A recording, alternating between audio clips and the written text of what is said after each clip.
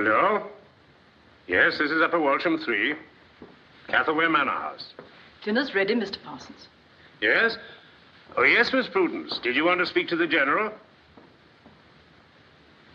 Very good, Miss Prudence.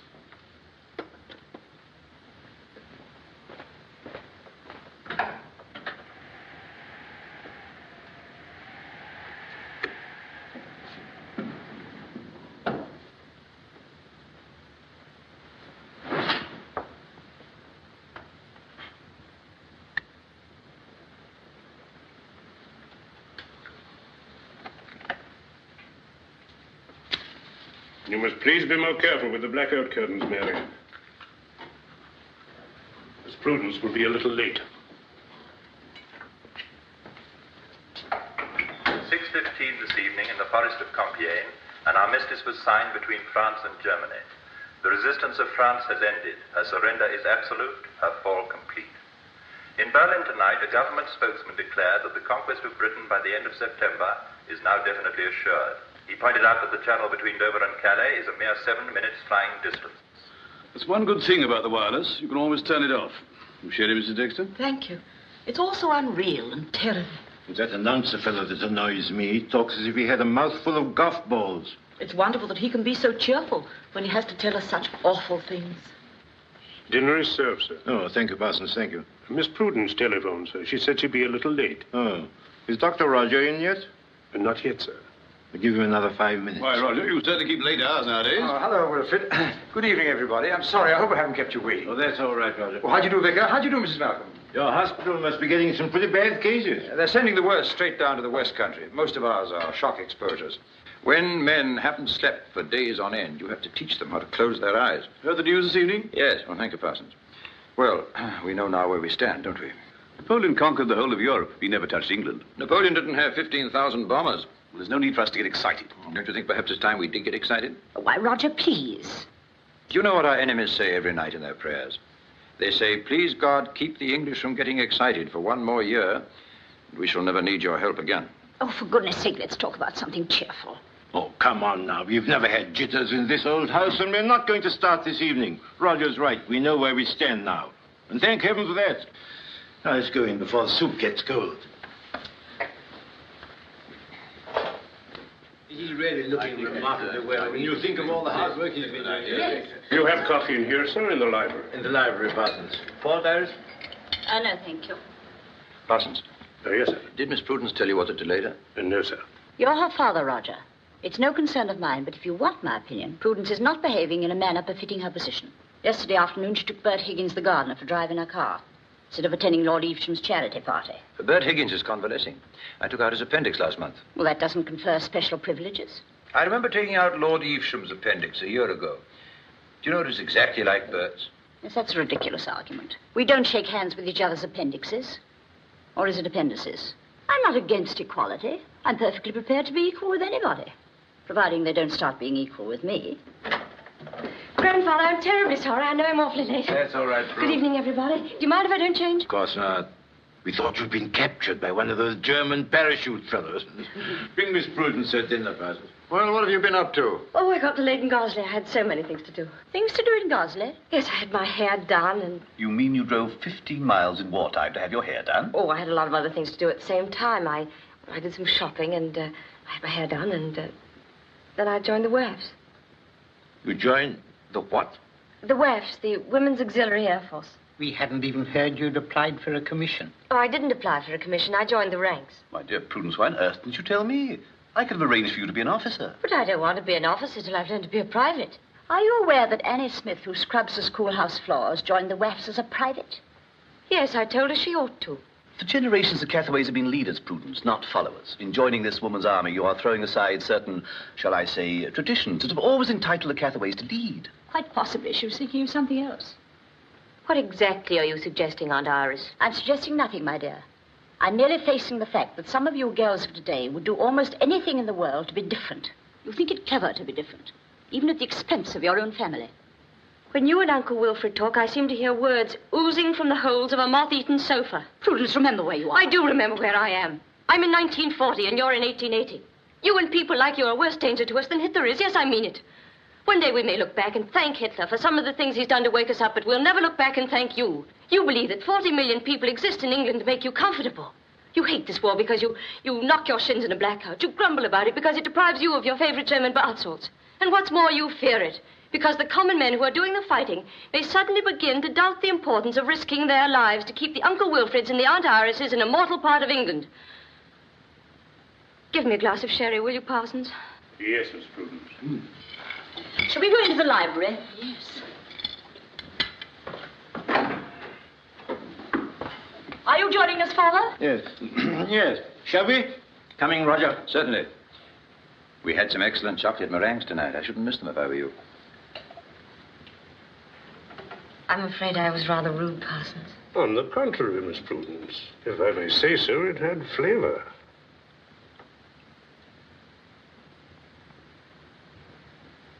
Janet Beeson. Here. Alice Morgan. Here. Rena Smith. Present. Jane Lindsay. Here. Rose Johnson. Here. Prudence Cathaway. Here. Violet Worthing. Present. Jean Red McIntosh. tape, that's what it is. Catherine I Clark. can see we're here without calling out all them names. Alice Ball. Here? You live in Gosley? Yes. No, I live across the downs near Walsham. I'm local. Do you know any boys around here? No, I don't. You leave that to me. I'll fix you up. All right, come through here. Bring your bags. Name? Ellsworth. Size? 14. 14. 14. Name? Janet Walker. Size? 12. 12. How's that? You look like a colonel. Wish I looked as well. You! If I'm a colonel, you're a full-blown field marshal. Got a lipstick? Yes, think so. Here you are. Thanks. Think we're going to like it here? Oh, I'm sure we are. What's your hat number? 27. Fine, that's mine, too. How about trying for a nice corn together, eh? What's your name? Me? Violet. Violet Worthington. Take off that lipstick. You're in the army now, and makeup doesn't go with uniforms. I'm sorry, I'm sure. I didn't know.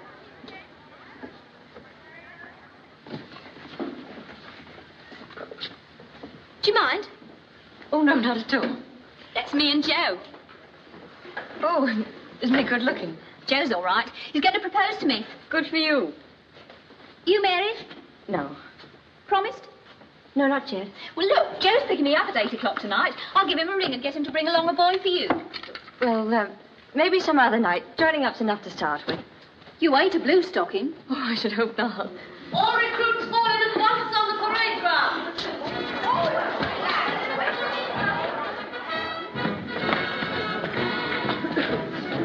Number one marker, fall in. Number one squad, fall in. Bring those arms. 1, 2, 3, 4, left. 1, 2, 1, 2, 1, 2, and stop. Gas mask bill by numbers. 1. 2. 3. Center those eyepieces. Pads well up. Tighten those tabs. Yes. Steady. Steady. Heads well up. Breathe slowly.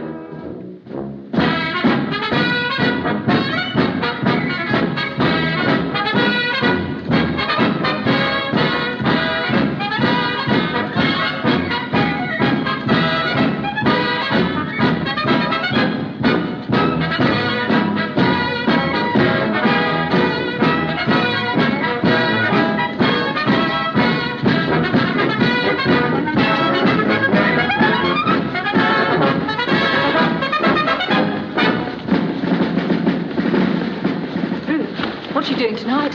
Nothing. Why? I'll tell you later. Wait for me. It's ever so important.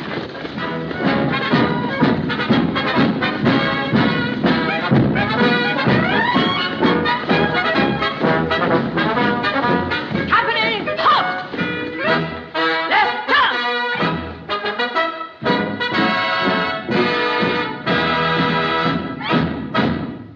Well, what is it? Oh, it's Joe. He's joining the Navy tomorrow, and tonight's the last chance he's got to propose to me. But I thought he'd proposed the other night. Oh, well, I didn't want to tell you before, but 8 weeks I've been walking out with him, wet and fine. I've never got him so close as I did the other night, Prue. He was putting bits of grass down my neck like he always does when he's on the point of something. He just started to ask me when the air raid siren went. Oh, I could have killed those blasted Germans up there. Well, you've still got tonight, Vi. Ain't a hope unless we do something. Look, he calls up this morning to say he's bringing a chum with him. Whatever for? Oh, because he's Joe, that's why. He loves me right enough, Prue, but he's just scared stiff of marrying. So he brings along a chum to walk between us. So he can go away tomorrow and join the Navy. And enjoy it all by himself. Come on, Vi. Prue, would you do something for me? Anything. Come out with me tonight. Come out and take Joe's chum away, will you? But, Vi, I don't even know.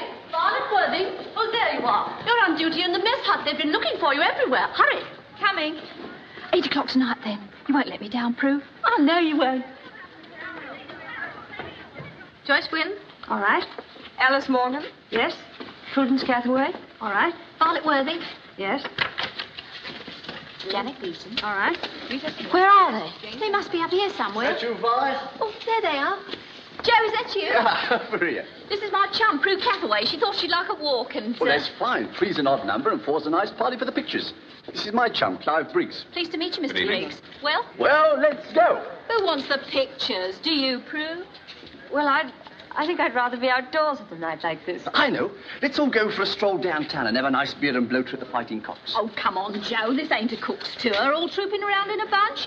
Mr. Briggs and Prue don't want us hanging around any more than we want them. See you back here at 10 o'clock. Be good, you two. There's a concert at the camp tonight. Would you like to go? If you want to, I really don't care. Well, perhaps you'd rather walk. It really doesn't matter.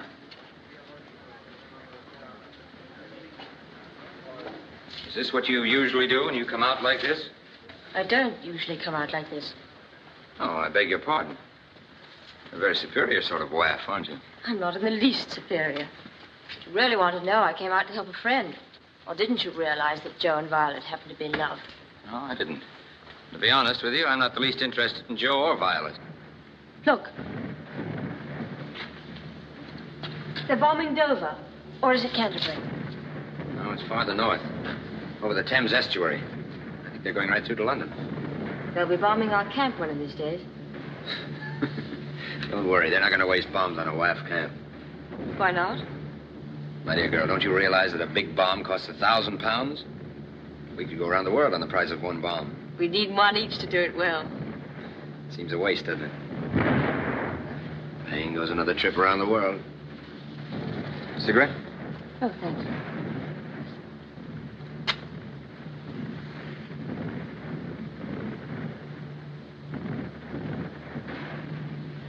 What's the English aristocracy doing in the ranks of the WAFs? I don't know what you mean. I seem to recognize the proud voice that lords it over the patient British people. Are you one of the aristocracy haters? I neither hate them nor admire them.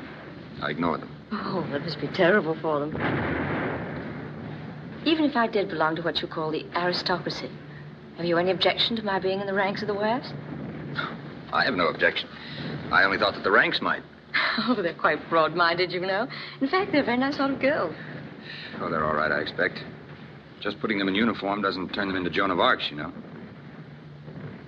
You don't believe in girls in uniform. You don't believe in very much, do you? I believe in people who know what they're doing and where they're going. You're bitter about something, aren't you? Well, the show seems to be over. We better be moving on. Moving on? Sounds like a gypsy. Or a vagabond. Come on, let's go.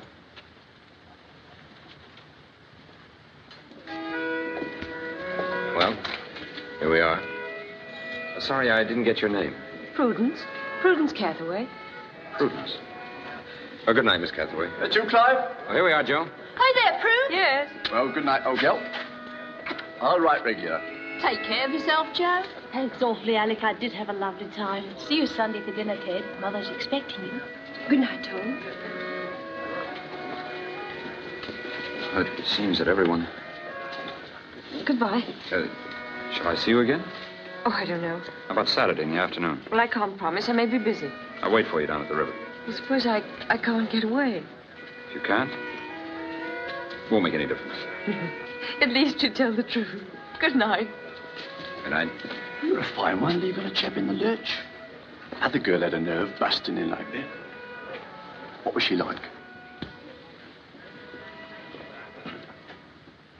Webb? Present. Cathaway? Present. Worthing? Present. Stone? Here. Walker? Here. Banning? Present. Sherman? Here. All right, thank you. Good night. Good night. Prue, I'll never be able to thank you for what you did tonight. Don't be silly, Vi. It worked out fine. I didn't even have to ask him. Came quite natural. I'm glad he looked awfully nice. I knew you'd like him. Oh, what was that chum of Joe's like? Were you all right? I couldn't see him in the dark, but he smelled clean. Good night, Prue. Good night.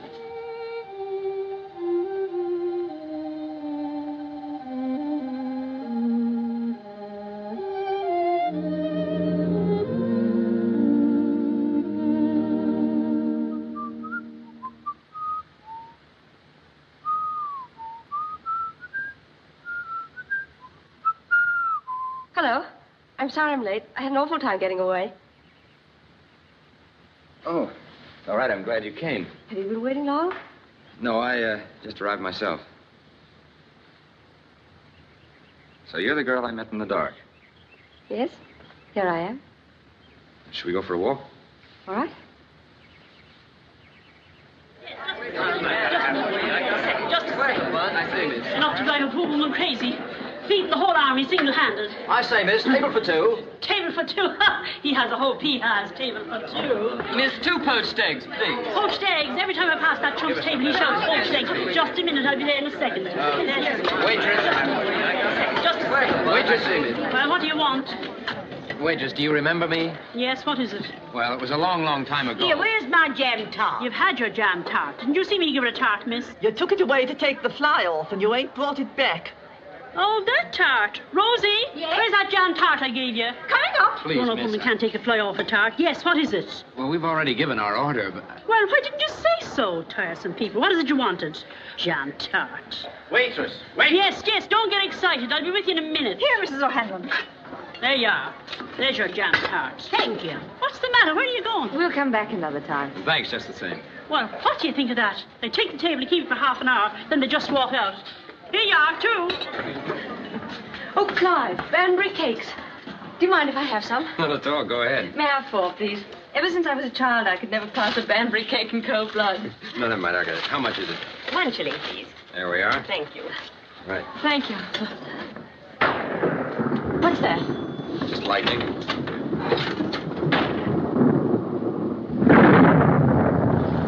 Well, what do the boys and girls do under these conditions? Depends on who they are and how they feel. Some get into hollow trees, others get into a cinema or a tea shop. Well, we've been to a tea shop. I expect all the hollow trees are full by now. That only leaves us the cinema. Do you think we can eat Banbury cakes in the cinema? We can try. Come on.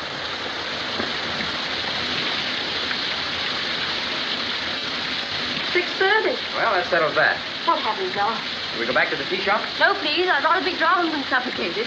I'd better get back to the camp. Oh, but it's not 6 yet. It's half a mile to the bus. We can't very well swim over. Suppose we ought to wait here.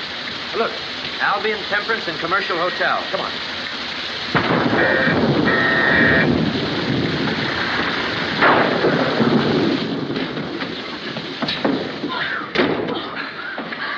Good afternoon. We'd like a room, please. Certainly, sir. Pa! What is it? There's a lady and gentleman wants a room. Hello. Well, what do you want? We'd like a room where we can have a fire lit and dry these things and have some tea set up. Hey? We don't have no room. But the girl just said... I don't care what you said. I say we don't have no room. This ain't the sort of place you want. Oh, I have my reputation to keep up. Reputation? I'd say you have, you dirty little pipsqueak. What you need is to open the windows and let the smell out. Then open your mind and let the smell out of that. Get to the police station, Emily. I'll show you there's still order and decency in this country, war or no war. Clive, let's go. Emily, go down to your mother. I'll call up myself. Hello. You're very nice. Think you can go where you want and do where you want, coming into a respectable place? Here, give me the... Fares, please. All fares, please. Oh, Gosley Camp, please, too. We don't pass Gosley Camp, sir. You want number 17. What? Says we want a number 17. Where do we get a number 17? At the crossroads, miss. You get one takes you right past the camp gate. Thanks. Next one goes by at 7:20.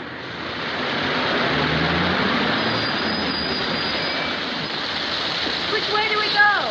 The faintest idea. Look, we can watch for the bus and keep dry at the same time. Come on.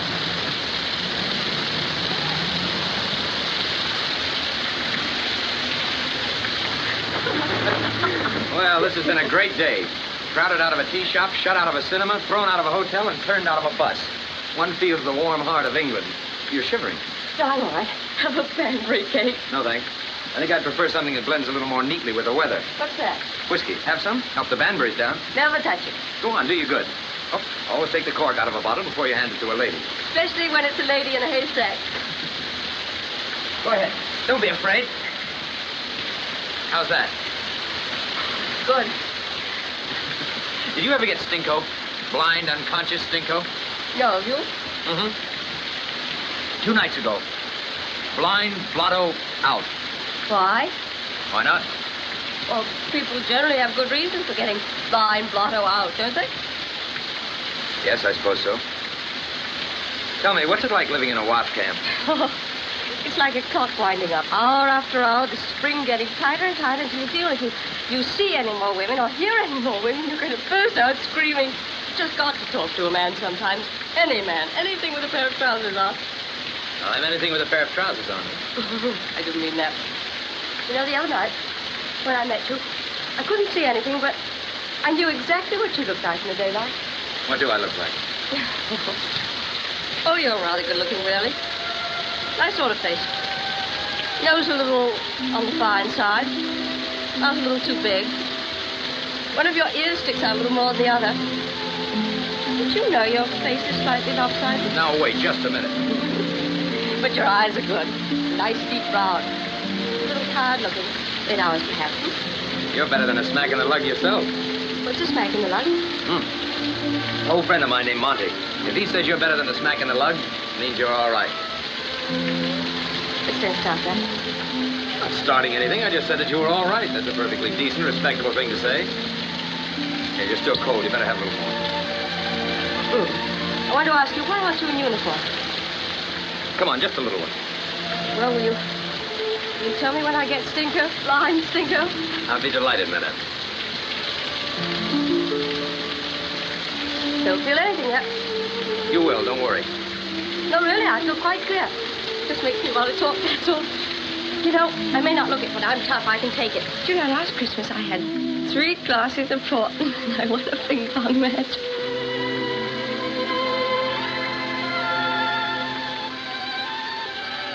No, I didn't tell the truth just then. I do feel stinko.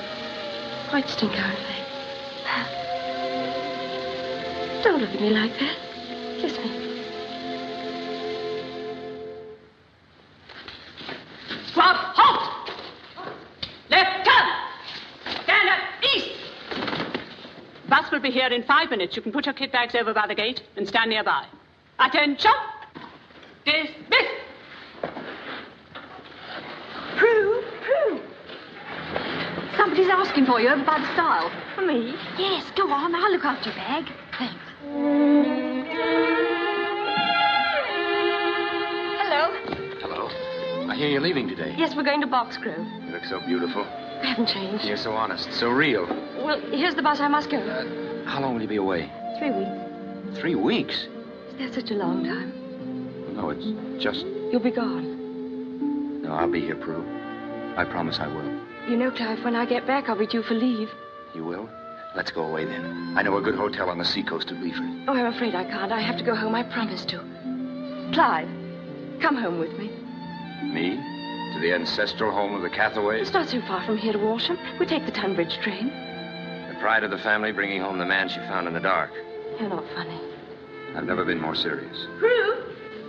Quick! I must go. Goodbye. Goodbye, Prue. And remember, you're coming with me to Leaford. I'll drop you a card when I get back with the time of the train to Tunbridge. You mean Leaford? Tunbridge, goodbye!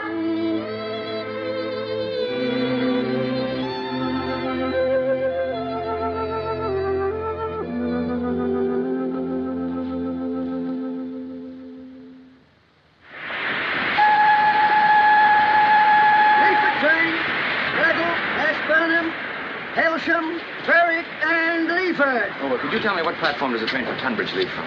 Number 3, sir. 4:27. 5 minutes time. Thank you. Would you keep an eye on my bag? Certainly, sir. Take a seat. Tunbridge train. What's from Matchingham, Water, Tunbridge, Fareham, and Tunbridge. Could you tell me where the Leaford train goes from? Number 5, miss, over the bridge. You better hurry, miss. We'll be leaving in 5 minutes. Take a seat, please. Tunbridge train. What's from Matchingham, Water, Tunbridge, Fareham, and Tunbridge.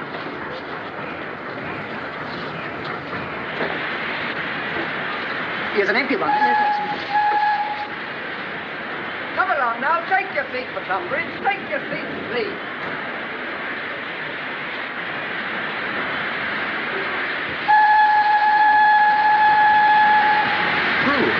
Clive! I've been looking for you. Where are you going? I was going to Tunbridge. You mean Leaford. We better hurry. The other one, too.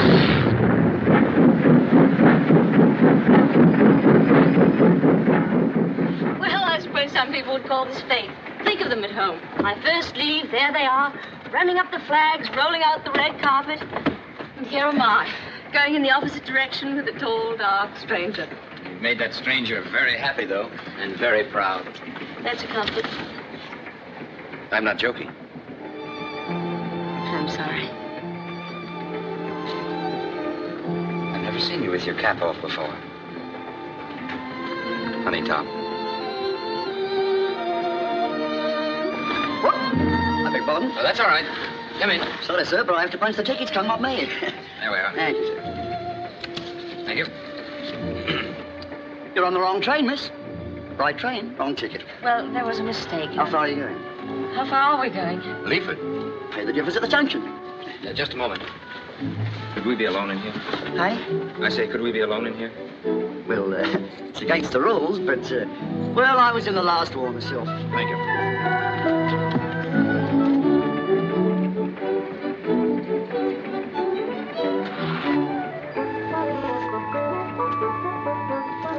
Don't forget, miss, you still have to pay the difference. There are still some human beings left in the world. He's quite a character, isn't he? You know, it's hot in here. Could you do me a favor? Anything you ask, sir. Could you change into something less official? That is, if you have anything else in that bag. Yes, if you want me to. But what's wrong with the uniform? Well, isn't it rather warlike for a holiday? Can't we forget the war and everything about the war for 6 days? 7 days, really. 6 nights and 7 days. All Sunday, all Monday, all Tuesday. Mm-mm. Now you can look out of the window. Country's beautiful, isn't it? Ah, superb. We're just passing a watercress farm. Did you know you can grow mustard and cress on old bits of flannel? One of our gardeners used to do it. One of your gardeners? How many gardeners precisely do you have? We had 5. 5. And I suppose when you were a child, you had 6 nurses and 10 rocking horses. What on earth do you want 5 gardeners for? We didn't want them. Our garden did. 5. Well, I suppose that's one of the privileges of the idle rich. You talk like one of those Hyde Park tub thumpers who goes in for class hatred. If a man owns a chain of tea shops and employs 100 girls, oh, that's fine, that's enterprise. But if he owns a country place and employs 5 gardeners to grow food, oh, that's the aristocracy grinding the faces of the poor. We're always reading about this blessed land, this England. But who do you suppose keeps this blessed land in decent condition if it isn't the poor tax-bled landowners? Oh, you're the voice of England. The good old England that loves its horses and its cows and sheep because they never ask for a raise in pay. I'm not going to argue with you. Here, hold this a minute, will you? You talk about the idle rich. My goodness, you just try being rich and idle at the same time with taxes to the sky. Oh, I wish I had some better things. I left them all behind to be Spartan and businesslike till the war's over. You should feel honored, sir. I'm wearing one of my last pairs of silk stockings for you. Sorry I'm taking such a long time. Suppose you're getting tired of looking at all those cows and sheep that never ask for a raise in pay. All right, you needn't bother the countryside any longer. Throw me that book, will you? Thank you.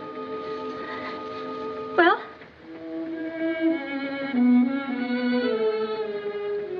Well? You're very pretty. Taller. Slimmer. Cooler. What's the matter? And a stranger. I met a waif in the dark. I haven't a gardener to my name. Why do you punish yourself, Clive? You worry about how big is our house, how much land we've got. And when I tell you, you look as though a fireproof curtain had come down between us. What does it matter? Nothing matters.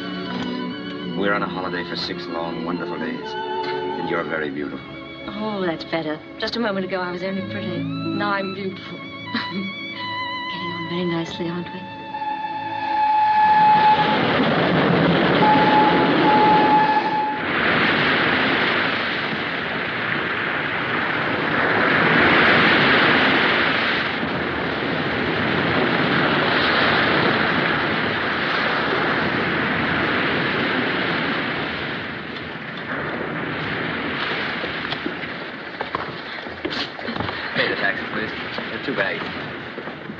Clive. Yes?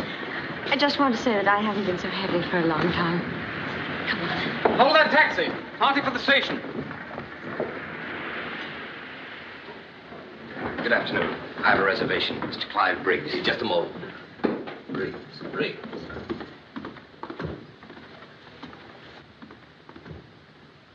We've reserved a nice double room on the first floor, sir. Oh, well, we prefer 2 rooms. Do you have 2 nice ones? The best, sir.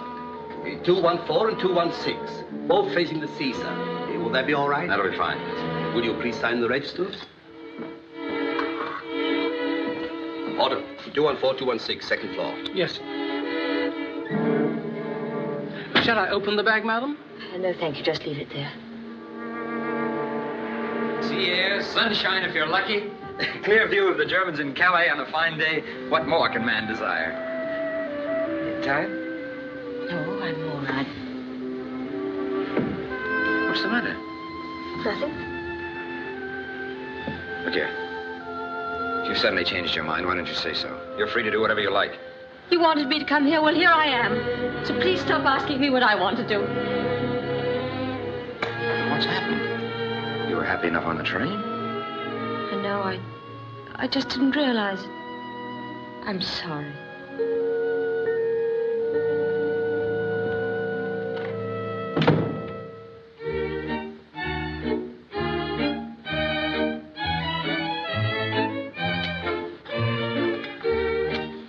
Your brandy, son? Your brandy? No, thank you. No, thank you. You're not very full up just now, are you? No, sir. We kept up very well this season until the Germans took Calais. If you'll excuse me, sir, I'll turn on the news. The loudspeaker's in the lounge, but you can hear perfectly at this table. Shall we have a walk? Get some fresh air? But don't you want to listen to the news? Can't we forget that for one night? This is the Home and Forces program. Bruce Layton speaking. Here is the 9 o'clock news. London. The Air Ministry announces that at 6:30 this evening, a large formation of enemy aircraft was sighted over the Thames estuary. Our fighters immediately engaged.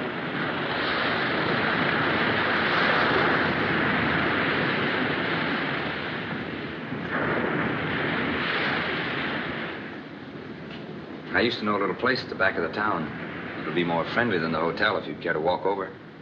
No, I don't think so, Clive. I feel rather tired. I think I'll go back. Prue.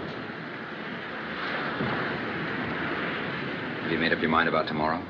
You still want to leave? Yes.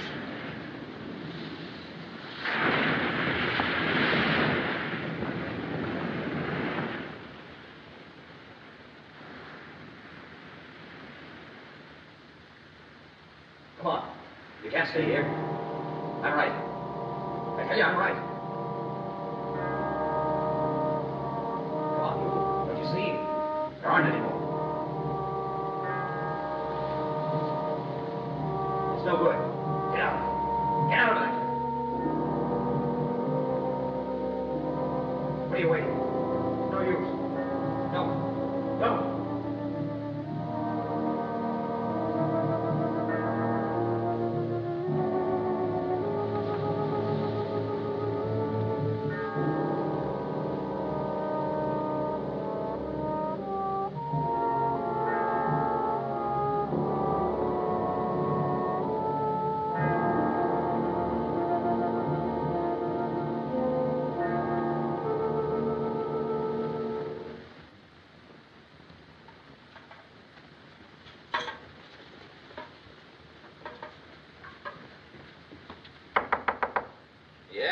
Your bath's ready, sir. Thank you. Was the water all right, madam? Quite, thanks.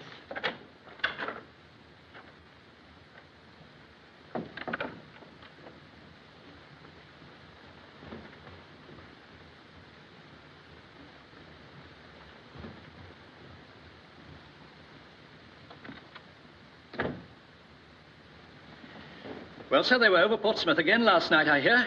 I must say we are very lucky. Touch wood. Hot milk, sir? No, thank you. Good morning, Clyde. Sorry, I had some shopping to do. Shopping? Oh, it's a lovely morning. We've some very nice grilled mushrooms this morning, madam, and the last of the Danish bacon. Or perhaps you'd like a nice Dover soap. No, nothing, thanks. I'd just like some coffee. Coffee, yes, madam. I bought this for you. For me? Yes. Open it. Go on. I thought perhaps you'd like it.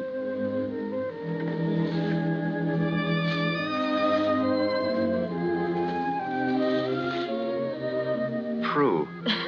You look so funny walking down the passage in your little shriveled up Burberry coat and those bare legs. I used to have one, you know. I left it somewhere. I don't remember. You shouldn't have troubled Prue. Wasn't any trouble.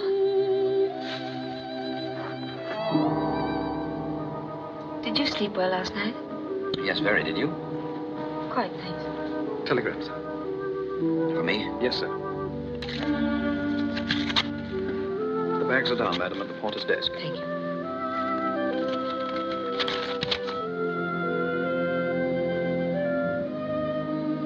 More coffee? Yes, please. I told them to bring the bags down. Thanks. I'm terribly sorry about last night. I understand. No, you don't. The fact is, I nearly ran into my Aunt Iris. Your what? Aunt Iris. It's funny how romantic a thing like this can be when nobody knows about it. And then suddenly how sordid and shabby it all seems when an aunt appears. You mean you're leaving just because of your Aunt Iris? Yes, I suppose so. Anything else, sir? No, thanks. Thank you, sir. We've lots of time before the train goes, and it's a lovely morning out. Won't you show me that little place you told me about last night? Well, yes, of course. She'd care to.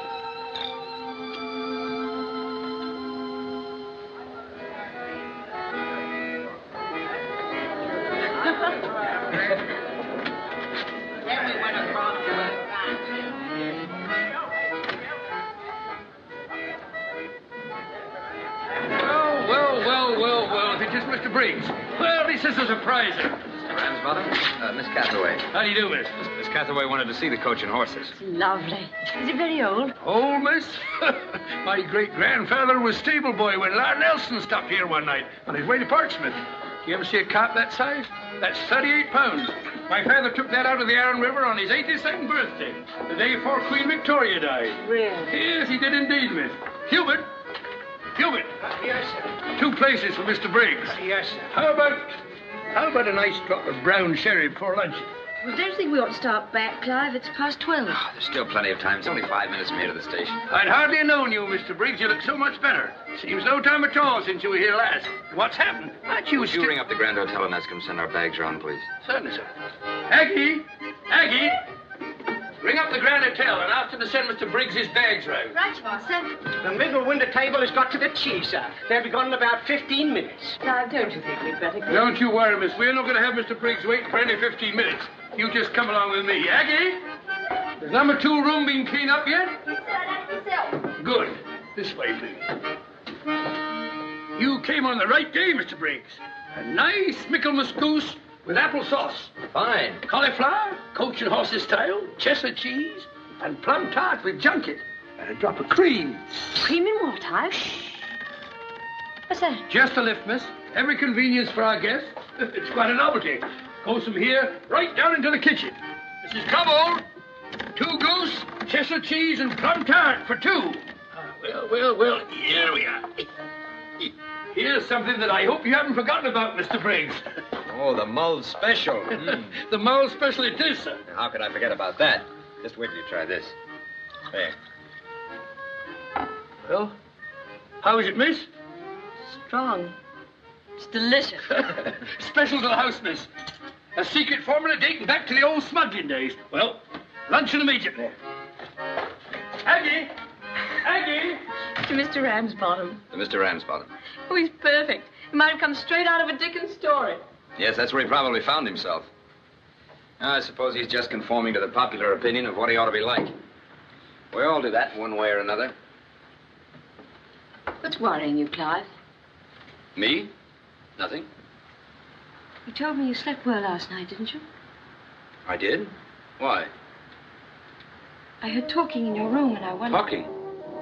Yes. It was probably the man in the next room. There wasn't any man in the next room. It's all right if you don't want to tell me, but I know there's something. There's nothing. Cigarette? Thank you. What's the wire? Secret? No. You can read it if you care to.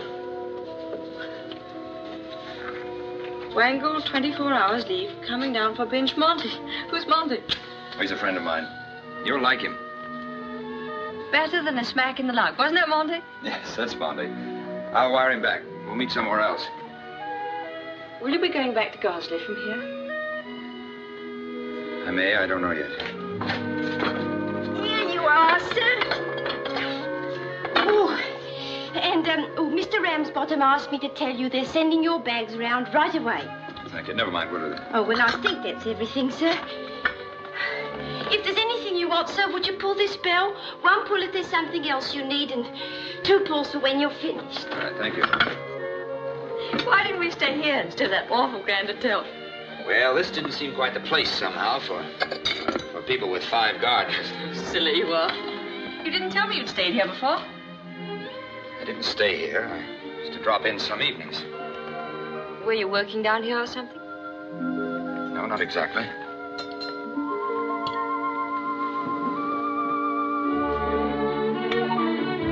Would the gentleman like his coffee served in the drawing room? Not until we finish this priceless nectar.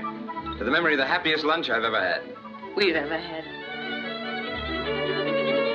Oh, I'm beginning to feel awfully happy. So am I. I'm afraid we're going to get Stinko again. No, I like this place. It's good luck to us. We don't quarrel here. It was awfully good of you to give me that dressing gown. There was another one with a velvet collar. Only I didn't think you'd like it as well. I'd like to tell you how grateful I am, but I don't quite know how. There's no need to, Clive. No, I really must. I must tell you what all the love poems in the world have tried to say and failed. That of all the things on earth, God has made no more exultant, more beautiful, more noble a thing than a man and woman who truly love each other and are willing to fight the world for what they believe in. That's what all the poets have tried to say and never have. Those must have been wonderful drinks. No, Prue. I'm afraid it isn't the drinks. You really believe that? About poetry and two people in love? Yes. It's one of the things I really believe. I think it's true. If two people are very, very lucky. Are we very, very lucky? I hope we are. Here's the man with your bags, sir. Sent around from the Grand Hotel, sir. That'll be $1 shilling to pay, sir. All right, there you are. Thank you. Oh, thank you, sir. Well, better go. It's nearly 1. I suppose we ought to ring for the bill. Oh, yes. What was it the maid told us? 1 pull if we wanted anything else. 2 when we'd finished. Well, that's 2 then. Do you believe in omens? No, I never have. Until now. Neither have I. Come in. You ring, Mr. Briggs? Yes. Is this room to let? It is, sir. The gentleman only moved up this morning. Do you have another one? No, sir, I'm afraid there... Wait a minute, sir. We certainly have. And a very interesting one, too, sir. Well, what do you think of that, sir? They say it's an old smuggler's hiding place. This way, please. Mind the steps, miss. Mind your head, sir. Well, Mr. Briggs, how do you like that? We can have it cleaned up in no time. Oh, it's splendid. Good. I'll send the girl up right away, sir. Thank you. Oh, I should like to live here for the rest of my life. There was a cold blight on that hotel. I'm glad we started badly. Now we can start again. It's like having 2 holidays instead of 1.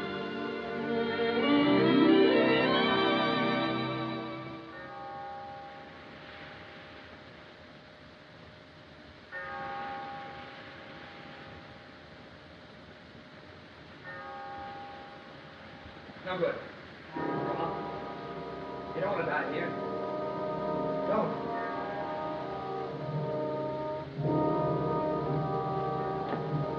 You can. I know what you're thinking. But I'm right. I'm right. Don't.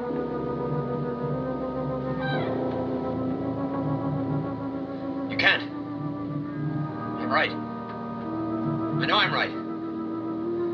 Don't. Don't. Who's that? It's Prue. What is it? You were calling out. Calling out, was I? What is it, Clive? Why can't you tell me? What was I saying? You were calling out orders. Don't worry, Prue. I'm all right. It's just sometimes when I'm not very well. Is there anything I can do? No. It's sometimes when I'm overtired, I talk in my sleep. I'm sorry I woke you. Would you like me to stay until you're asleep? No. I'm all right. Really, it's nothing. Good night. Good night.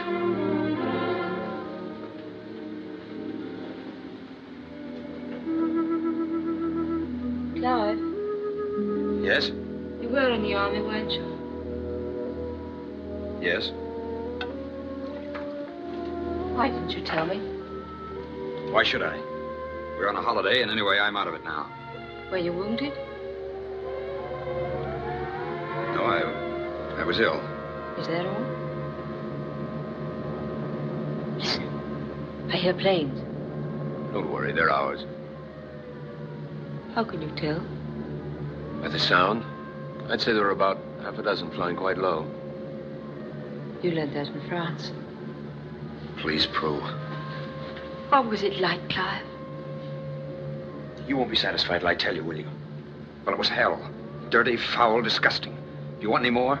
No, not if you feel like that. Well, how'd you expect me to feel? Proud. Proud? I'm proud because you were there. You said you were out of it now. What's that? Shrapnel. Some of our own. Every shell bursts into 1,000 pieces, and every piece comes down again by the laws of gravitation.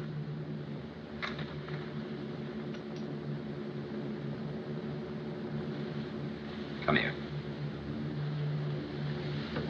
I'm afraid I'm not very brave. You are brave. You're very, very beautiful. Funny. Suppose a bomb dropped. Suppose I were killed and they found me here in this room with a strange man. I shouldn't let you down. I'd go into your room. Suppose you were killed, both of us, just as we are now. Then we'd both be dead and we wouldn't care a hang. It's a bomb. The closer it is, the safer we'll be from now on. It's 1,000,000 to 1 against 2 bombs landing in the same spot. It was worse than this at Dunkirk, wasn't it? No. It was 100 times worse. Clive, Yes? I'm so glad you were there. Is that all you're glad about? No, it's just one thing I didn't quite understand.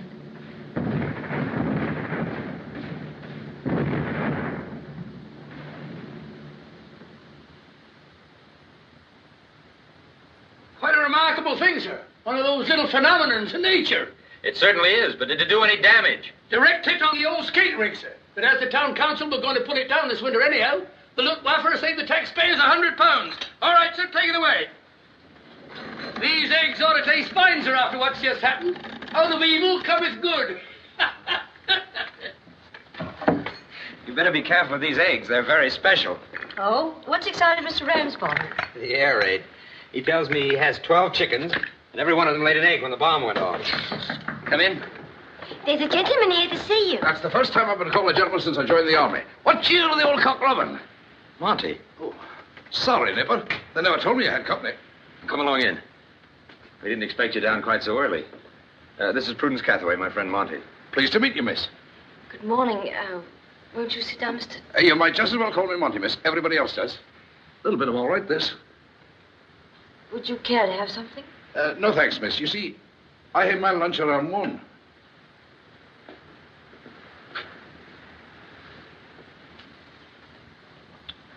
Well, you'll be wanting to get dressed, Prue. Don't you mind me, miss?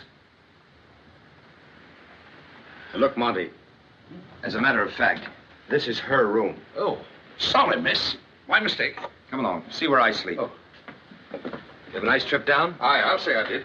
There were 2 Marines on the train and a commercial traveler. Mind your head. We got the civvy in the poker and squeezed him every pot. I made enough to pay for the whole trip down and back. Hey, you got any ghosts in here? Now, this is where the old smugglers used to hide. Sit down. I'll bet you got beetles, though. Beetles? There's always beetles under these old roofs. Sorry, Nipper. I put my foot right in at that time. Did you bring her down with you, or did you find her here? She came with me, of course. Aye. I might have guessed that. Accidents like that don't happen so neat. She's a nice girl. Oh, she's a nice girl, sure. Well, she is. Well, I said so, didn't I? Oh, come off it, Nipper. I wasn't born yesterday, no more were you. You don't have to make excuses. How long did you leave, Monty? 24 hours. Take the first train up in the morning. We'll have to have a talk, Nipper. All right. How much does she know? Look, Monty, you said you'd come down here for a binge. Well, I had to say something, didn't I? All right. We'll have our binge. Come on, have a drink. Okay. Yes, Can we come through? come on. We'll be at the bar, Prue. Would Mr. Montague care to have lunch with us, Clive? Of course. On one condition, little lady. Dinner tonight on yours truly. Lovely. Well, she did not think so much of me, does she? She will. If you stop thinking she's what you're thinking. Okay, Nipper. I'll treat her as if she were a bloomin' society debutante. Then you'll be treating her for exactly what she is. And you've eaten off much more than you can chew. Come on, out and out. We're all fed up with you. Oh, blimey, and all you toddle on, and all your nasties too. Oh, you may get something to remind you of the old red, white, and blue. We're sick of all the trouble and the mess you play. Come on and suck. Go ahead. See if you can find a table, Monty. I'll get the drinks. What do you have, Prue? Gin and French. Find the old mile for me, Nipper. Right. Come on, little lady. We'll dance across. Love to. And all you've eaten off much more than you can chew. Come on, out and out. We're all fed up with you. Oh, blimey! Hey, fellas, look who's here! Monty! Monty, up for it. Come and go. How are you, Monty? Come and sit down. Good old Nitty. Oh, here, miss. I want to introduce some of the boys of the East Kent Fusiliers. How'd you do, miss? Not bad, eh? Not bad, eh? Don't you think we ought to make sure of that table over there? Hi, miss. I'll see you later, boys. Don't you worry about that, Monty. We'll be there all right. Oh, that's a bit of all right, ain't it? That's a bit of all right. There's something I've been wanting to tell you, miss. Yes? Sorry I crashed into your room this morning. If I'd known you were there, I wouldn't have gone in with so much of a bang. Oh, that's all right. Well, it's tough on a girl when she's got to meet her chaps' friends. But don't you worry. Or don't you judge him on me. He's class, and he's educated. He may not fling it in your face, but he's a real gent. He thinks a lot of you, too, Monty. Well, that's because we're in the same crowd. When you work with a bloke, eat, sleep, and drink with him for months on end, you either want to shoot him or die for him. Were you in France together? I'll say we were. Was he a good soldier? Was he a good soldier? Let me tell you something. I've been through 2 wars, and I've seen every sort of man in every sort of trouble. And you can take it from me, miss. The Nipper is great. If you could have seen him coming down the road from Alice with them ration bags slung over his back, walking into hell and cool as a cucumber, and coming back the very next night and doing it again. You wouldn't have to ask me is he a good soldier. Well, I'll tell you something else. He's up for a medal. Yes? Aye. DCM, for carrying his wounded company officer the last 2 miles to Dunkirk. And then giving up his own place in the boat to help the wounded. If they ask me, I'd make it the VC. Tell me about it. Well, it was after the Belgians had thrown up the sponge. Look, here's the street in Douai where we were fighting a real guard action to let the main army through. Old Douai to the last man, that was our orders. Well, we got to here when the jury opened fire. Here. Clive, When you two finally win this war, call me. I'll be at the bar. Monty was just telling me about the medal. What medal? Yes, man. You're up for a medal, laddie. You're a blooming hero. What are you talking about? Fact, I had it firsthand from the sergeant major. Deputation from the East Kent Fusiliers. Now, what's your trouble? Well, we tossed up odd men out for the privilege of asking your young lady for a dance, and I was the lucky one. Well, I'm not the lucky one at this table. You're talking to the wrong bloke. Oh, that's all right. Do you mind, Clive? No, go ahead. Oh, thanks. That's very nice. Well, drinks on me, chaps. She's a nice enough girl. Why don't you keep your mouth shut, Monty? You promised me, didn't you? All right, all right. I didn't start it. She asked me. Asked you what? Would be, isn't it? Yeah, it's all right. Look here, Nipper. I hate talking the way I've got to, but time's getting short, and this may be our last chance, so we might just as well face it. Absence without leave, that's one thing. But desertion, that's another. You were given a month's sick leave on the 10th of July. Today is the 15th of September. Now, look, Nipper, we've been pals for a long time. You might just as well save your breath, Monty. I'm not going back. Oh, listen to me, Nipper. She's a decent enough girl. She's got nothing to do with it. Nothing. I made up my mind a long time before I met her. Well, if it isn't her, it doesn't make any sense. You must be crazy. Hey, Monty! She dances all right, don't she? Hi, laddie. Let's talk sense, Nipper. We've all felt the way you do one time or another. Get so sick and tired we want to clear out and never come back, even if they shoot us. But when the time comes, we always go back. You don't understand, Monty. It's bigger than what you're talking about. It's bigger than me. It's just something that's deep down inside me. Oh, it's got nothing to do with being afraid or sleeping in the mud or going without food. It doesn't bear talking about. It's just there and nothing can ever change it. Look, Nipper, you can't get away with it. It's getting tougher every day with the military police stopping everyone on the road for his papers. Sure as I'm sitting here, they'll pick you up. The pleasure's all mine, miss. See you later, gents. Hi, Larry. What were you saying, Monty? Who picked who up? Oh, those motorists on the road. If a man's in uniform, they always pick him up and give him a lift. Yes, the war has made people more generous, hasn't it? Will you dance with me, Clyde? Yes, of course.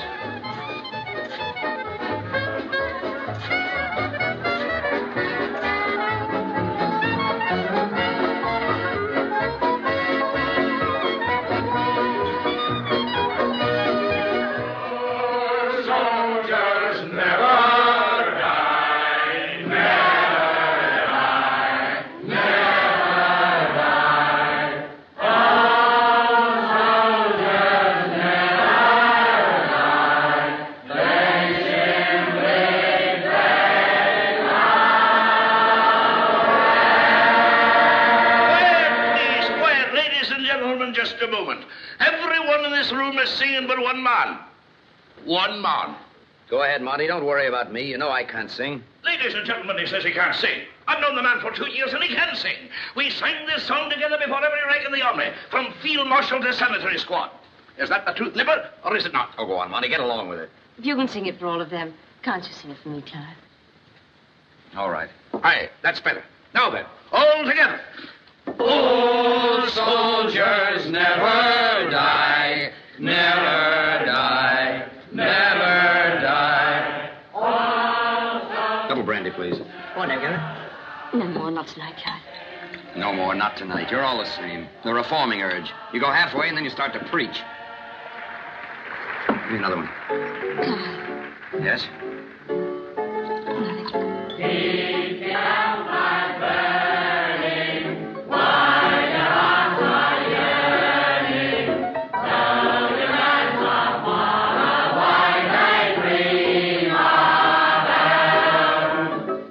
Shall I put a head on it, lady?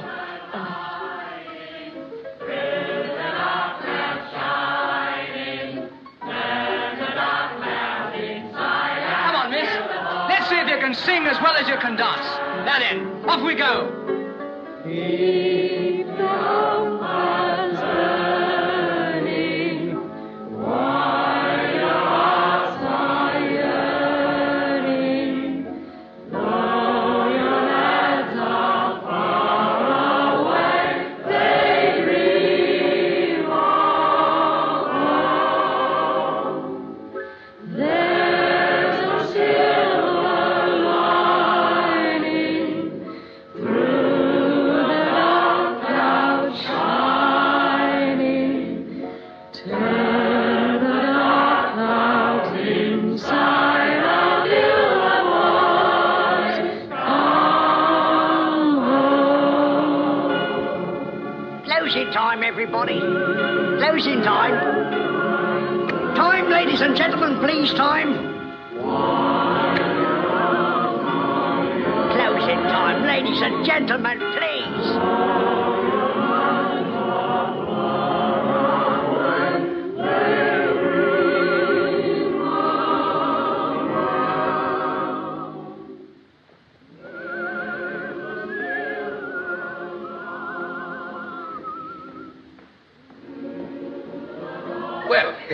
Good night, Miss Prue. Thank you for them dances. Good night, Marty, and thank you for a lovely evening. Well, Marty, do you mind, Miss Prue? I'd like to have a word with Clive before I go. Of course. There's just one thing I want to say to you. I hate to come back to it again, Nibble. You know how the captain feels about you. When he first heard you were overstaying your leave, he thought you were sick and couldn't write. Even after they'd been weeks trying to find you, he was still hoping it was something you couldn't have helped. It was very noble of the captain to be troubled about me. Yeah, well, one night he sent for me to come to his room. Monty, he said he's your pal. See if you can find him and get him here before it's too late. If he's not here by midnight Monday, he'll be posted as a deserter. And then after that, there's nothing we can do. He's too good a man to have his life ruined. Now, those are the captain's very words. Too good a man to have his life ruined. That's why I want you to come back with me, Nipper. Monty, I'm sorry. I've tried to explain. There's nothing more to say. What are you going to do? I don't know. Good night.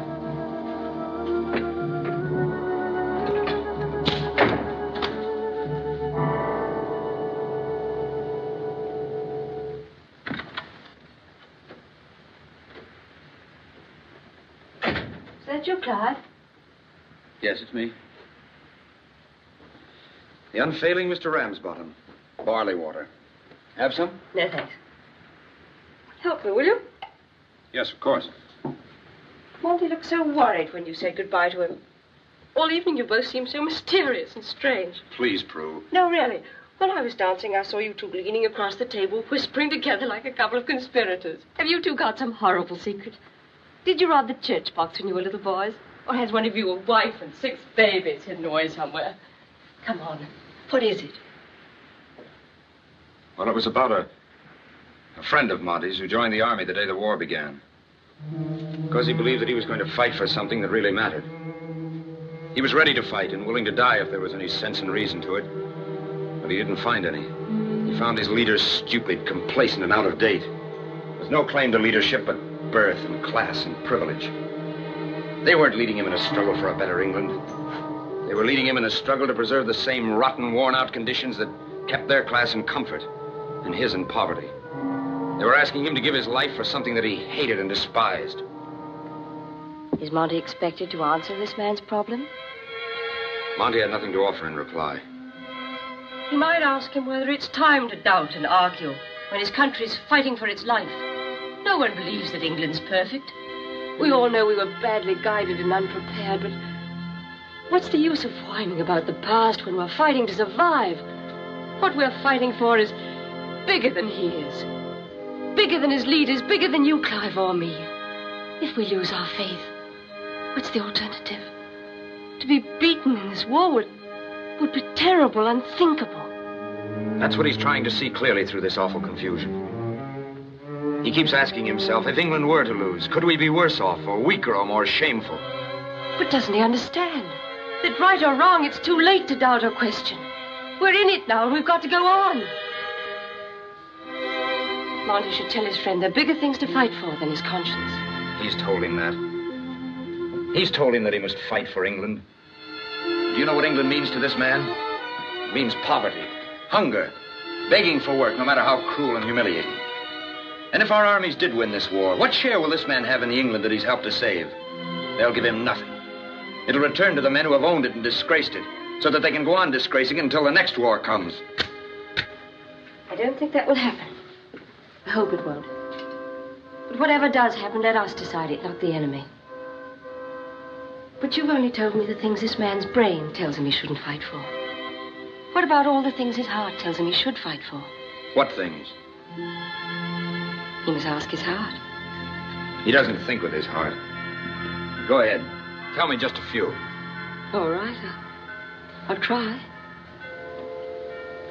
If anyone asks me what England is, he robs me of an answer because everything it is can't be spoken about. If you do, it's like tearing apart a flower to analyze it. If I said it was Shakespeare and thatched roofs in the countryside, he'd laugh. If I said it was speakers in Hyde Park, free to say what they wish, and polite bobbies at the corners, those cliffs over there, and Drake alive in memory, he'd laugh again. If I said England was the New Forest, deep in ferns and holly trees, if I said it was May blossoms rich in spring and bluebells like a God-sent carpet, and the rain and the shine and the green of our blessed land. If I said it was the larks that will sing here tomorrow, high in the sun tomorrow and forever, or the shout of a newsboy at the corner, the sound of a taxi horn, or the age and dignity of our cities. If I said it was all those things, he'd laugh because words have said it so often before. If I tried to say it was all the things that make the pride and joy and gentle gladness of our people, I'd use words badly and shame the things themselves by doing so. I couldn't tell him if he won't see beyond the emptiness of words. But I could make him see. England, it's Monty and the boys coming up the road from Douai. It's you, Clive, helping the weaker men into the boats instead of getting in themselves. Whatever this man is, blood and bone, mind and heart and spirit, England made him, every part of him. Even if he doesn't understand the other things, he would understand that. When he says the word England, it must be for him as it is for me, like music that's rich beyond the power of music. Those are the things. And he must go back and fight for them, because that's England too. Knowing that we'll never be beaten. Knowing that we won't give in, we won't, we just won't.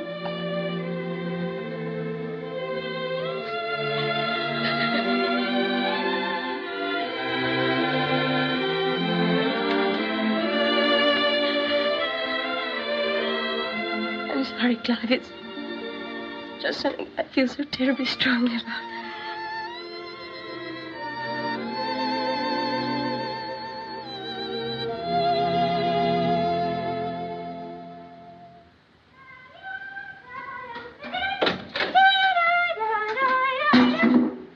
Sorry, Mum. Excuse me. I thought you was gone too.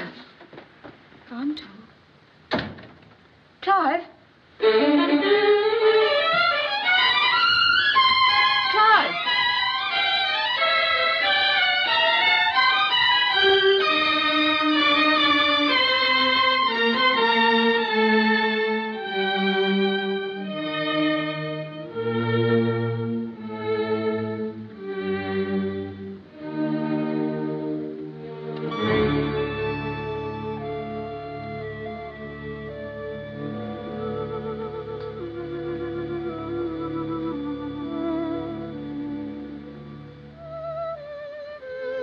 I would no more attempt to destroy what you believe than I would tell a child that Father Christmas did not exist.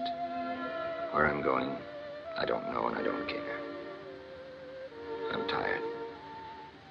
I want to say how decent you were. I wish I'd been more decent to you. Goodbye. And our coming from the darkness into the light of knowing each other was very, very sweet. Shall we meet again after all this is over? I hope so.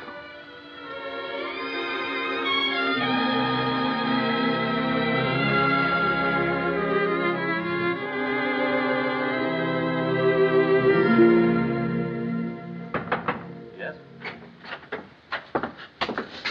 Have you heard anything from Briggs? Sorry, sir. But I'm still hoping. Thank you, Corporal. Yes, go ahead. It's up to you now. Yes. All right. Thank you. Take this down, will you? Clive Briggs. 226567.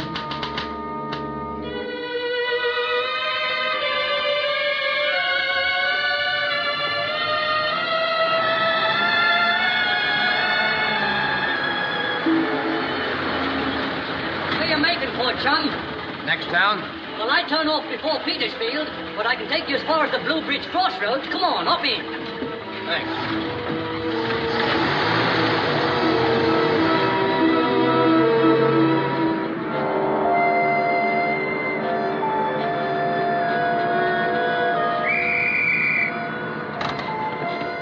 What's that? A military barrier. They got the wind up. All these parachuting spy scares. You better get your card out. Where are you for, mate? Guildford. Identity cards, please. Here, who was that? Hey, where are you going? Hey, come back here! Corporal! Corporal the guard! Turn out the guard this way! Who was that? Don't ask me. I picked him up on the road. Spoke quite decent English, too. Come on this way, over here!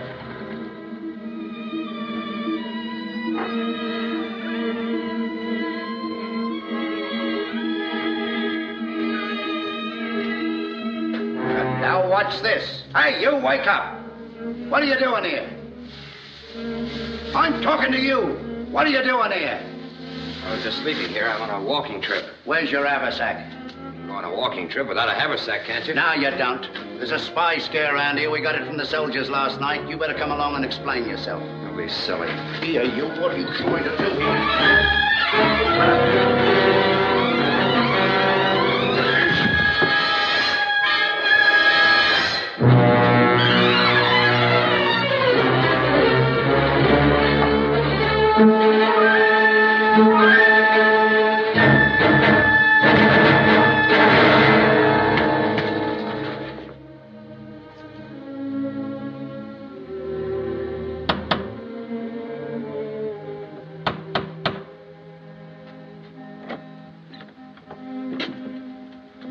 Yes? I'm sorry to trouble you. I've had a slight accident. I don't think it's much, but it doesn't seem to stop bleeding. I wonder if you'd be kind enough to bind it up for me. All right, come in. It's silly. I had a fall from my motorbike. Tire burst. Sit down. I'll be with you in a minute. Thank you.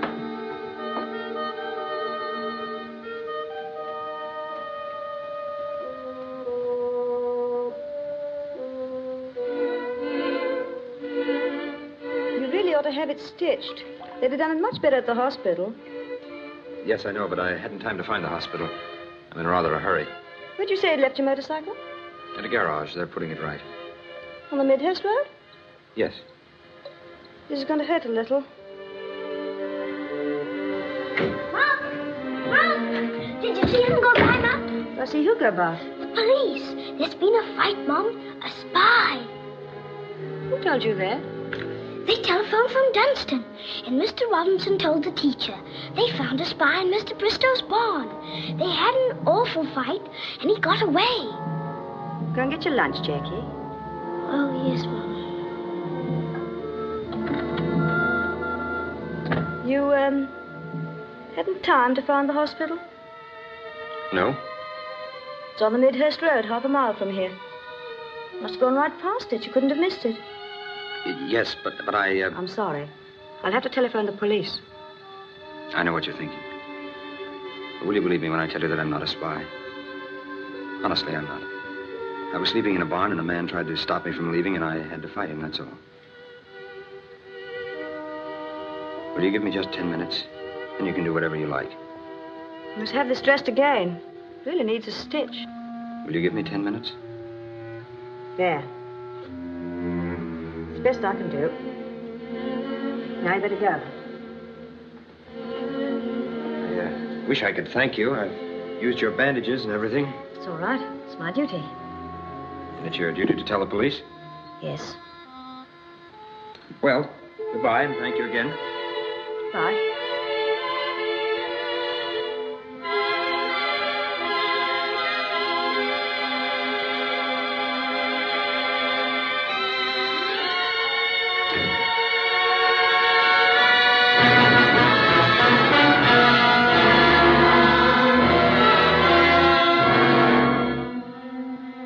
Bed number 7, first floor. How much? 10. One night, please. Oh, no. Identity card, please. Yeah. Bed number 10, first floor. Righto. Bed for one night, please, and bath. Identity card, please. I'm afraid I lost it. You know the law. Have you reported it to the police? Yes, but I haven't got my new one yet. Well, they must have given you something. Never mind. No trouble.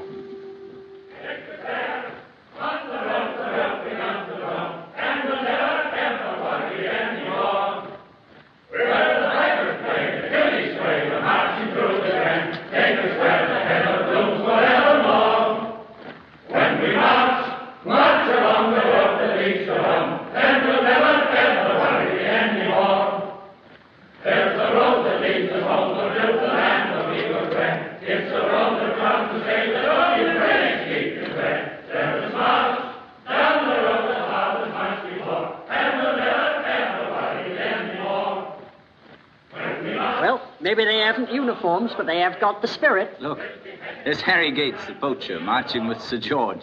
Ah, poachers is the men for the Home Guard, sir. They know this country, every inch of it. Well, I must be getting along, sir. How's business these days, Sergeant? Not so good, sir. Not so good. They tell me there's a lot of them German spies come over with our chaps from Dunkirk, disguised as Tommies. We got word of a young fellow acting peculiar around Midhurst yesterday. But there, all they had against him was a wounded hand. Goodbye, sir. Don't forget the police concert Saturday. I'll be there.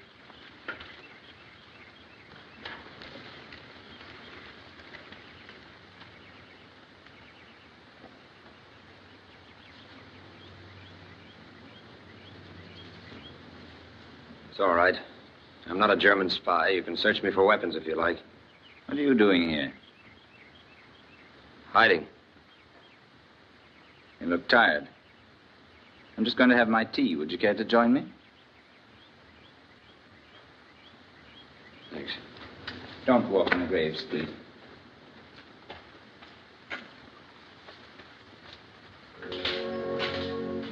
Beautiful. Norman, isn't it? Really old. Yes, it's quite old.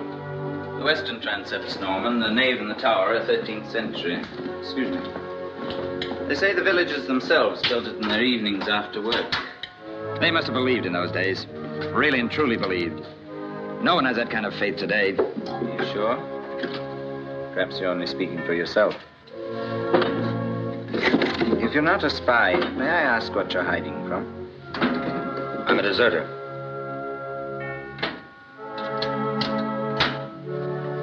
Thank you. This is the way to the rectory.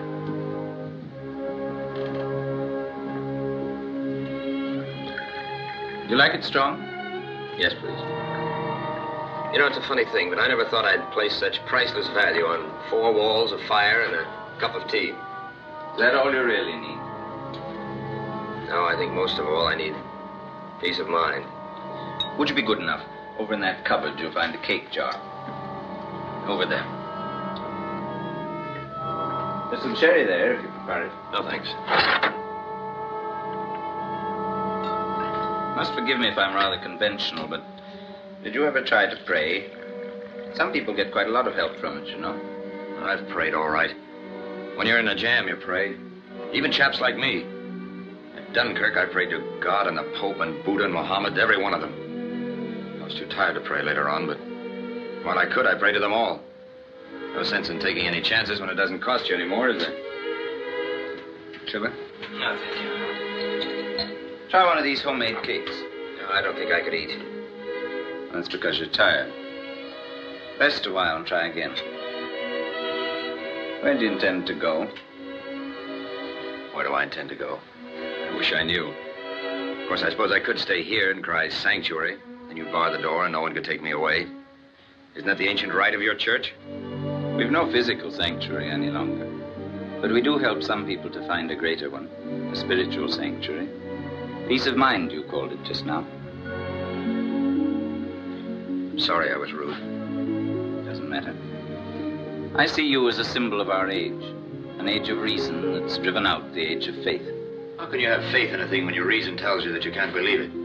Reason deals with the things we know. There are a lot of things we don't know. Faith is useful when reason can't go any further. Faith is simply the quality of believing beyond reason. Isn't that perhaps what troubles you? You're not running away because you're a coward. All the reason in you calls out against going back to fight in a war that seems warped and ill-defined. But the faith in you says you must fight, so that England shall not go down. There's a girl who said that. Beautiful girl who believed that. Your mind and your soul deadlocked in a struggle. Your body the battleground. Yes, it's simple, isn't it? You get so tired, so exhausted. Time comes when you just can't go on running anymore. I'm tired of being a hare to their hounds. I loathe being chased, and I hate myself for hiding every time I see a uniform. Maybe you're right. I mean, partly right. Perhaps I should give myself up. Tell them what I've told you. As much as they'll listen to. It's their responsibility. Let them decide. I wouldn't make any hasty decisions if I were you. You may regret it. No. A man must have integrity. He's not entitled to free thought unless he's ready to pay the price of admitting it. If I dare not admit what I believe, then I have no right to believe it. You may stay here tonight if you wish. I've a choir practice at 7. No, I'll go. And thank you. You've helped me a lot. At least I know what I'm going to do now. Do you feel strong enough? Yes. Whatever you do, don't think anymore. Trust your feelings, not your reason. If you do that, I believe your problem may soon be over. Thank you again. Goodbye.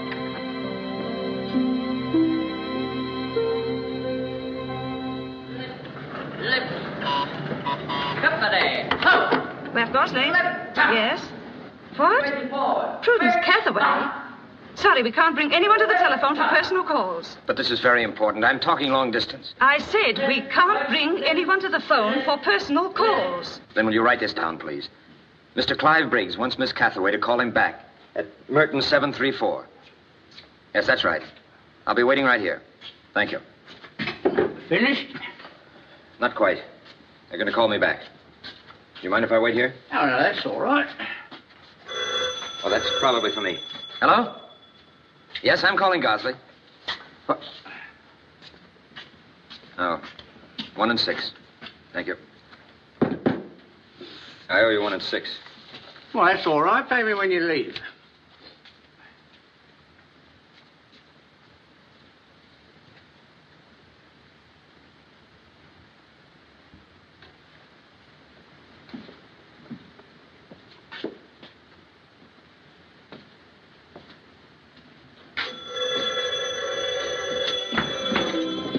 Hello? Is that Merton 734? Prudence? Oh, Prudence. Is that you, Clive? What's happened? Are you ill? No, it's just... Darling, what are you doing? Where are you? Near London. Oh, Prue, I must see you. No, I didn't write before because... Well, because I couldn't. But now... No, it wasn't that. It's because I'm going to give myself up. Clive, don't do anything. Don't do anything until I see you. Promise. Of course. Prue, do you think you can come here? We'll get married. Can you get away, get leave? Of course I can, darling. Only don't give yourself up. Don't do anything until I see you. I promise, darling. After all, if I gave myself up now, heaven knows when we'd see each other again. Oh, Prue, you're so beautiful, and I love you so very much. You do believe me, don't you? I believe you because you've never said you loved me before. Dearest, I didn't know. But I do now. It's suddenly so clear and... But you do want to marry me, don't you? You know I do, darling. What time can you be here? I can catch a train about 7. I'll be in London a little after 9. I'll be waiting at Charing Cross Station under the big clock. Well, you better go now. You don't want to miss your train. No. There's plenty of time. Please talk to me. And the girl's been proposed to. She's got to talk to somebody about it. You're the only one. Prue, I love you so. There aren't many girls that have been proposed to by telephone, and there are probably hundreds of people listening in. Until tonight, a little after 9. At Charing Cross, under the big clock. Bless you.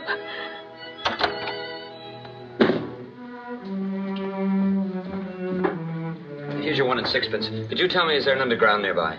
Down the street, round the corner, take you right to Leicester Square. Thank you. 1 moment, please. Can I see your identity card?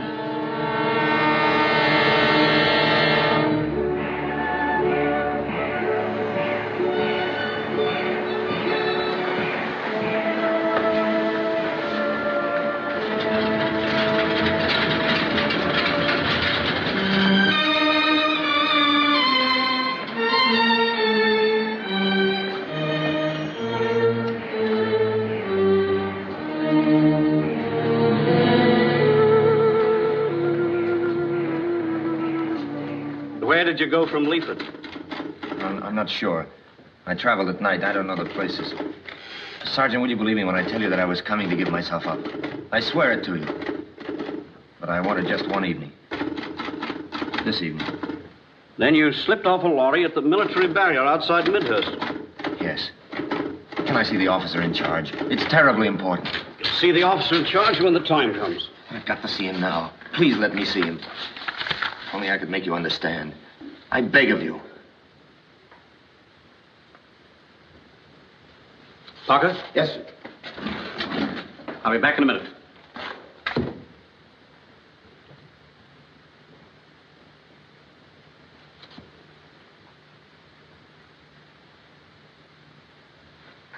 All right. Come with me.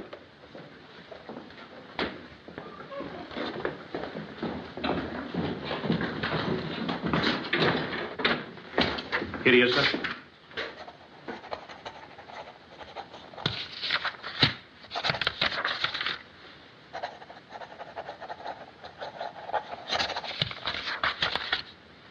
Yes? May I speak to you alone, sir? All right, Sergeant. They're calling from your home, sir. Hello? Is that you, Thomas? Tell Lady Helen I'll pick her up at carriages at 9 o'clock. No.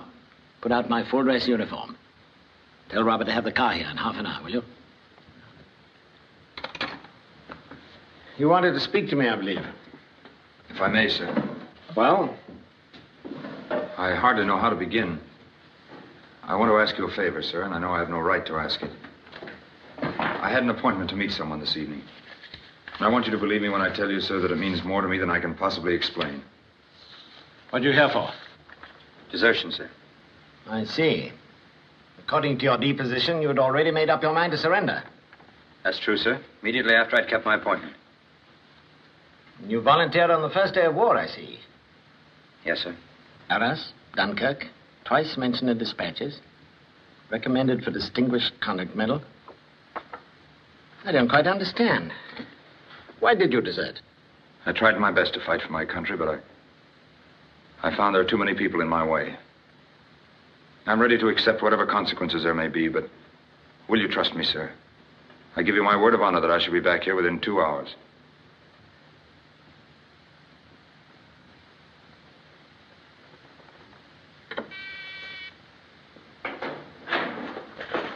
Sergeant, I'm giving this man leave. Leave until 12 o'clock. Captain Marshall will be on duty then. Will you tell him it's my personal responsibility? Very good, sir.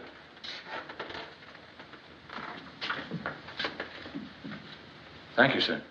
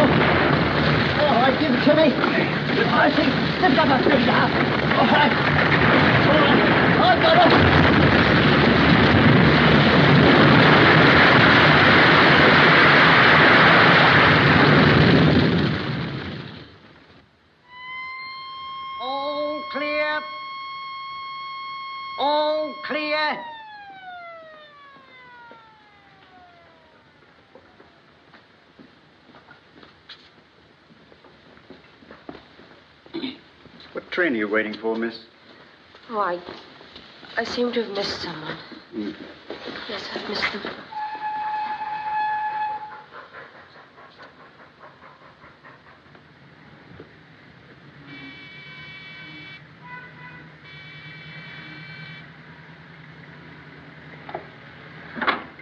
Miss Prudence. It's my father. And... Yes, he came from the hospital right after the air raid. Why, Prue, this is a surprise. Hello, Father.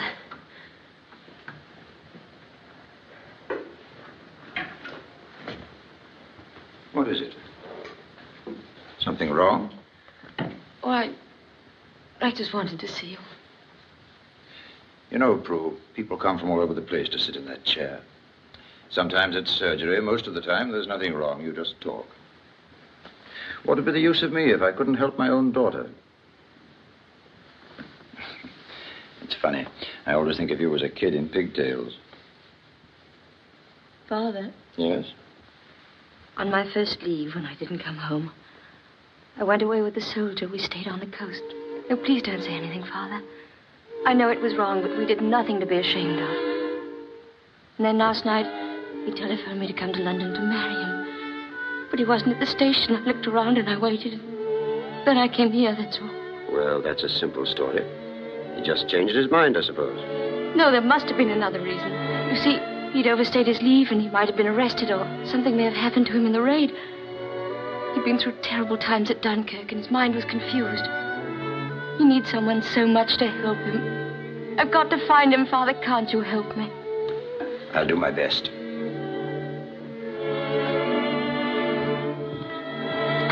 Miss Collin, Yes, Doctor. I want you to call military police headquarters in the casualty clearing station. Ask if there's someone there by the name of... Briggs. Clive Briggs. Thanks, Miss Collins.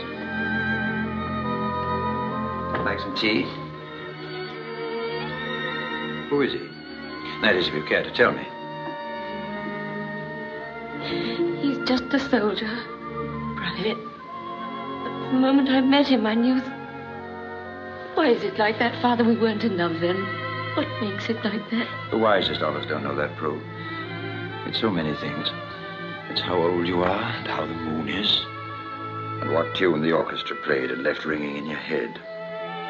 Everything you've ever done or thought in all your life somehow makes a tributary stream that pours into that one moment. Excuse me, sir. St. John's Hospital on the telephone. Well, thank you. Yes? Dr. Catherway speaking. Oh, hello, Ferris. Yes, that's the name. Oh, I see. Yes, it is. I appreciate that. I'll come at once. Goodbye. He's been wounded in the head by some falling debris. They're going to operate in half an hour. Ferris is a very good friend of mine. Do you want to come?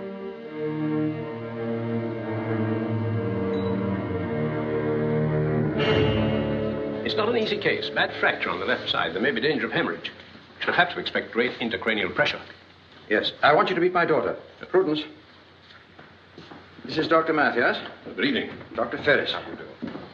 We're ready, Doctor. Thank you, nurse. Excuse me. Nurse, will you look after my daughter, please? I should be glad to, Doctor. We shall be some time, I think. Have some coffee. The nurse will take care of you. Father. Yes? Father, I don't know how to say it, but please do everything you can.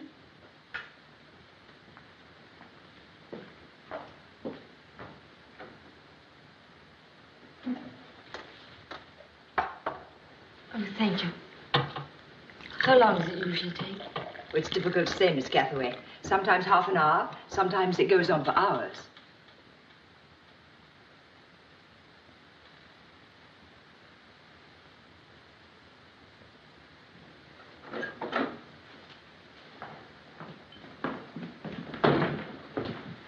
Is he all right?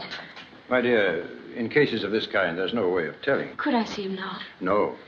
He mustn't be disturbed till the morning. Now, come home and get some sleep. Father, Yes? I am very tired. No? Could we go somewhere? I couldn't possibly go home. Why, of course.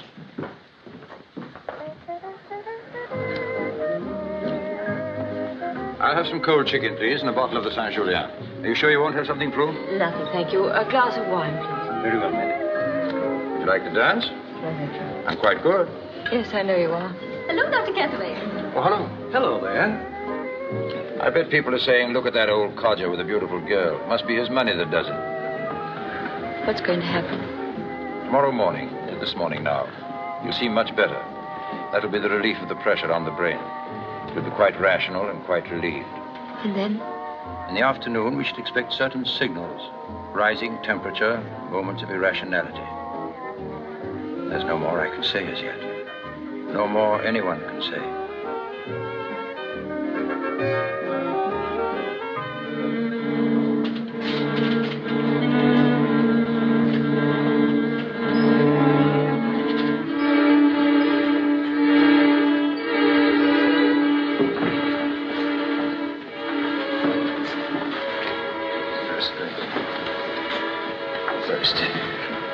Now just be patient.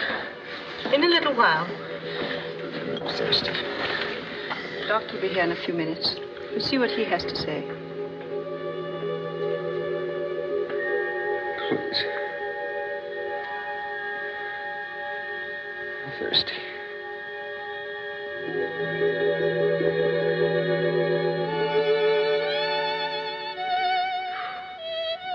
Yes, Clive.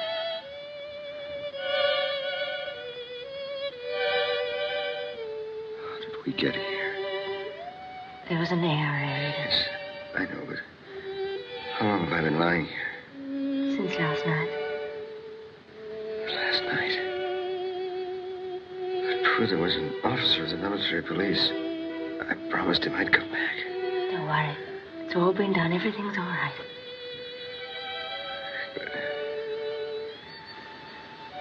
Give me your hand. My father, Clive. Well, young man, you certainly seem to have had a grudge against you. Thank you, nurse. It's all right. Dr. Catherway, has Prue told you that I want to marry her?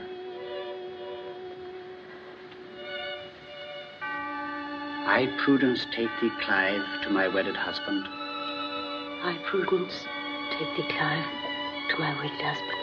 To have and to hold from this day forward. To have and to hold from this day forward. For better, for worse, for richer, for poorer.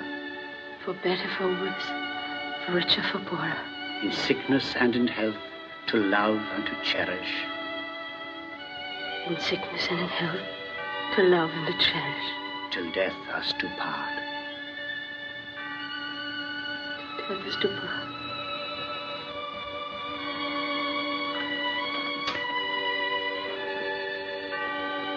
With this ring I thee wed, and with all my worldly goods I thee endow. With all my worldly goods I thee endow. In the name of the Father, and of the Son, and of the Holy Ghost. Amen. Thank you, Padre. Well, it's the best man's privilege to kiss the bride. Didn't have time to think of a decent present, Nipper.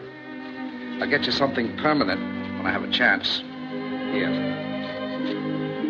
Sure you don't set fire to it myself. Well, so long, Nipper.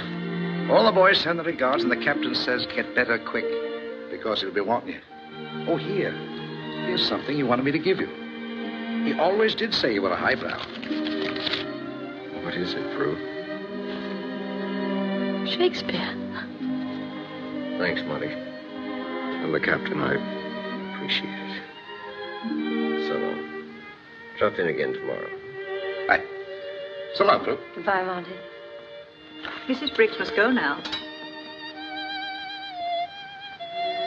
Mrs. Briggs. This, above all, to thine own self be true. And it must follow as the night the day. Thou canst not then be false to any man. Farewell. My blessing season this in thee. This, above all, to thine own self be true. How is he? I think he's a little better. Is that you, Prue? Yes, darling. It looks much better. I am better. I feel clear-headed. Better than I have for a long time. Good.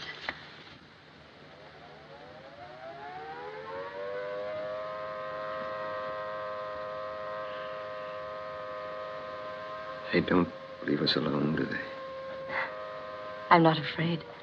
I feel safe when I'm with you. Remember, the nearer the bombs drop, the safer we'll be from then on. Misty.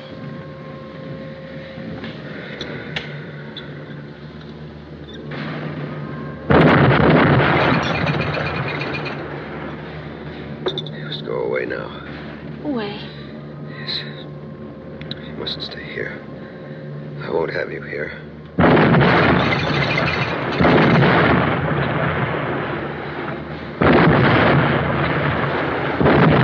Briggs, I'm sorry, but it's best for you to come away. We should be watching. I'd rather stay if you don't mind. Prue. Yes, darling. Your cap. Take it off. Of course. There. Is that better? Yes.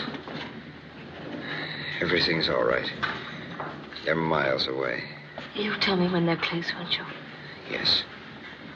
I'll tell you.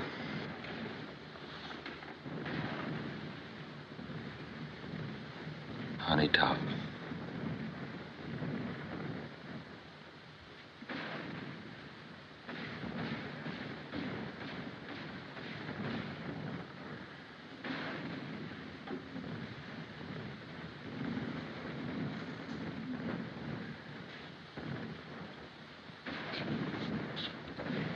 Why don't you go and get some rest? No, I stayed this long. I want to stay now. You can't help him by staying here. It would be just the same if you went down to the shelter. You can't let anyone die alone, even if they don't know. Why are you giving up so easily? I told you there's still a chance, and I mean it, honestly. There's nothing we can do now but wait. Please let me stay.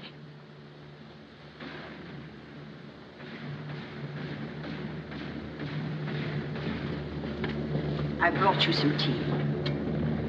Thank you. Try to eat a little. There's some food in the nurse's room.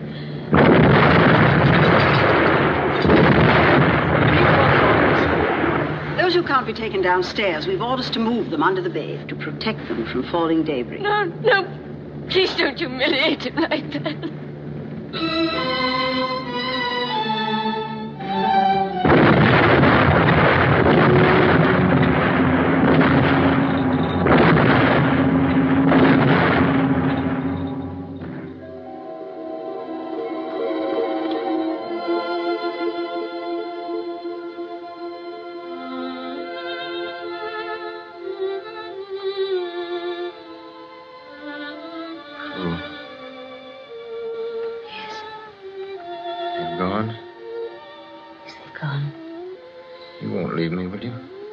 No, I won't. Do you feel better? Yes, I'm better. You know, I was thinking, Prue. It's going to be a different world when all this is over. You must rest now. Someday, we're going to fight for what I believe in. But first, we've got to fight for what you believe in. You were right. We've got to win this war. We've got to. We will. This above all, to thine own self be true.